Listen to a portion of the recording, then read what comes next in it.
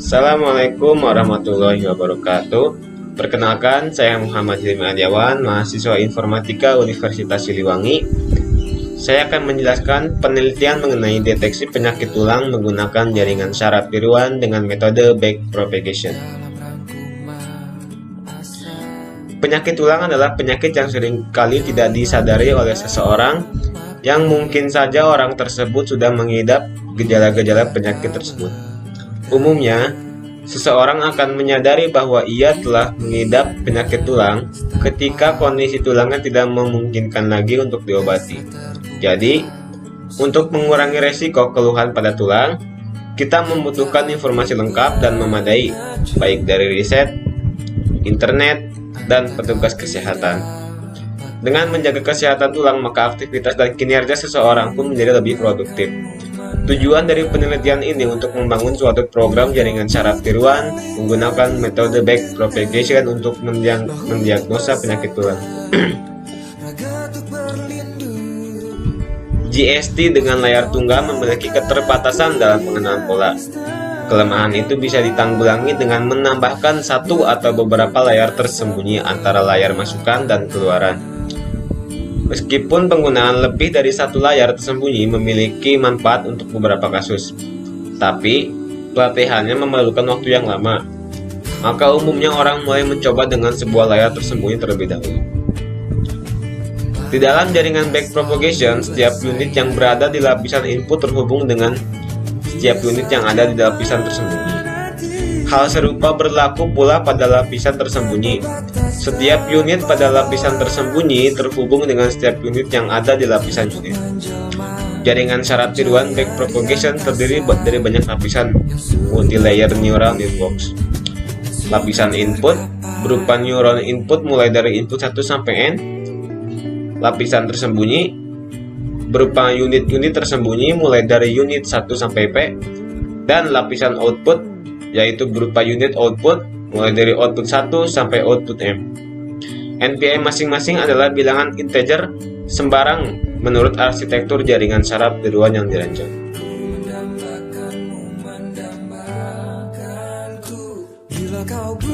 Berikut adalah gambar dari arsitektur backpropagation. Kemudian, beberapa macam penyakit tulang. 1. Keseleo atau dislocation. Gejalanya yaitu nyeri, bengkak, memar, dan kehilangan kemampuan untuk menggerakkan sendi. Yang kedua, skoliosis. Gejalanya berupa tulang belakang melengkung secara abnormal ke arah samping, bahu atau pinggul kiri dan kanan tidak sama tingginya, nyeri punggung, kelelahan pada tulang belakang setelah duduk atau berdiri lama. Kemudian ada osteoporosis. Gejalanya yaitu berupa tulang menipis karena pengurangan zat tulang pada semua tulang rangka. Metodologi penelitian. Subjek penelitian yaitu bagaimana mendeteksi suatu penyakit pada tulang dengan menggunakan jaringan saraf tiruan metode backpropagation dan variabel berupa gejala-gejala penyakit yang sesuai dengan data yang diperoleh.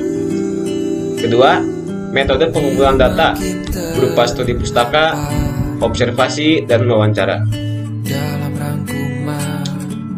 Yang ketiga, analisis sistem. Data yang dibutuhkan dalam penelitian skripsi ini terdiri dari data gejala, jenis penyakit, penyebab penyakit, solusi, pengobatan, dan fotoronsen penyakit tulang. Data gejala diolah untuk menghasilkan nilai matrik yang akan digunakan sebagai data input untuk jaringan saraf tiruan backpropagation. Digunakan dalam 4 hal. Yang pertama, melatih jaringan saraf tiruan untuk mengenali pola penyakit tulang. 2. Menguji pola jaringan saraf tiruan. Dalam hal ini membuktikan seberapa besar jaringan saraf mampu untuk mengenali pola penyakit tulang dalam prosentasi kebenaran. Ketiga, menentukan jenis penyakit tulang. Yang keempat, solusi penanganan terhadap penyakit tulang. Hasil dan pembahasan. Ada menu utama, yaitu interface pertama kali yang terlihat ketika program dijalankan. Yang kedua, submenu GST. Form ini menampilkan form untuk dapat diakses pakar dalam mengolah pengetahuan pakar seperti penyakit tulang, penyebab, solusi, dan basis aturan. Selanjutnya ada form menu input data pasien.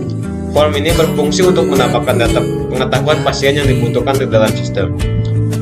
Selanjutnya ada form menu input data penyakit. Form ini berfungsi untuk menambahkan data pengetahuan penyakit yang dibutuhkan ke dalam sistem.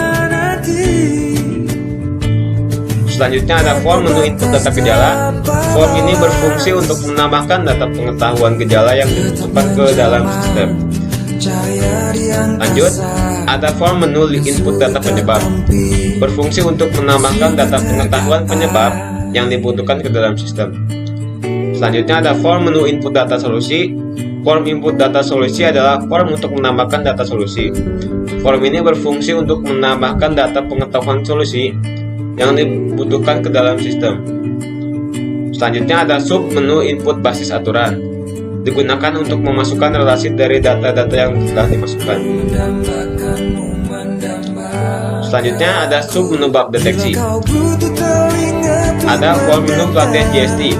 Pelatihan jaringan saraf tiruan ini digunakan untuk melatih software mengenali penyakit berdasarkan gejala yang sudah ditetapkan.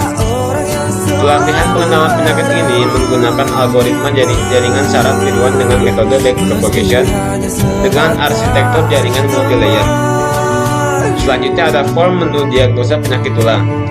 Jendela diagnosa berguna untuk melakukan pengujian data untuk deteksi penyakit tulang terhadap fakta-fakta yang diderita pasien berupa gejala yang diinputkan.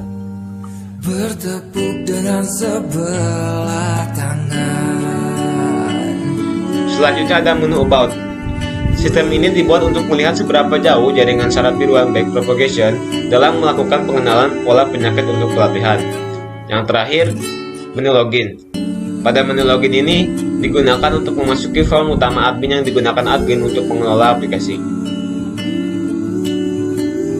Kesimpulan dan saran. Kesimpulan yang dapat diambil dalam hasil implementasi jaringan saraf tiruan untuk diagnosa penyakit tulang dengan metode backpropagation antara lain. 1. Jaringan saraf tiruan telah mampu melakukan diagnosis sesuai data yang dimasukkan dan juga sesuai hasil belajar jaringan terhadap data pelatihan yang diberikan. Kedua, algoritma backpropagation yang dipakai untuk penyesuaian bobot dapat merespon data pelatihan dengan baik, ditandai dengan akurasi jaringan yang dihasilkan, semuanya hampir sama. Ketiga, aplikasi yang dibuat telah mampu digunakan untuk pengenalan pola penyakit tulang serta dapat memberikan solusi yang cukup akurat dari hasil diagnosa sesuai dengan hasil pelatihan. Hasil dari diagnosa mampu menghasilkan informasi yang dapat dijadikan alternatif pengobatan dan konsultasi tentang penyakit tulang. Saran, berdasarkan kesimpulan di atas, dapat dijadikan acuan bagi penelitian lanjutan berhubungan dengan pengembangan aplikasi jaringan saraf tiruan adalah sebagai berikut. 1. Perlu dilakukan penelitian lebih lanjut dengan jaringan saraf tiruan yang berbeda, yaitu dengan mencoba membuat aplikasi jaringan saraf tiruan dengan objek lain dan metode yang berbeda. Bisa juga dikembangkan dengan membuat aplikasi jaringan saraf tiruan berbasis web atau mobile jika memungkinkan. Kedua, untuk mendapatkan hasil prediksi yang lebih akurat, sebaiknya dataset pelatihan ditingkatkan lagi jumlahnya. Mungkin cukup sekian dari saya. Lebih kurangnya mohon dimaafkan. Assalamualaikum warahmatullahi wabarakatuh.